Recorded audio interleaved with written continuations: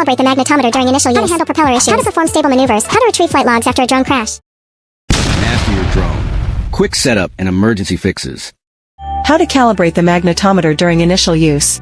When first handling the drone, for magnetometer calibration, unfold the aircraft and connect to the remote controller, then toggle the E-lever back and forth several times until the tail light flashes red and blue.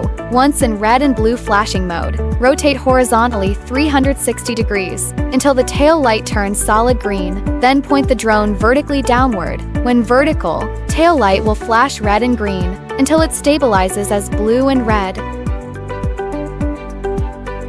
How to perform stable maneuvers, ascend/descend, yaw, tilt. For American mode, unlock the motors by pushing both sticks inward. The motors will spin, then release both sticks. Push the left stick upward to ascend and descend. Pin down on the right stick controls forward and backward movement. Left and right on the right stick controls lateral.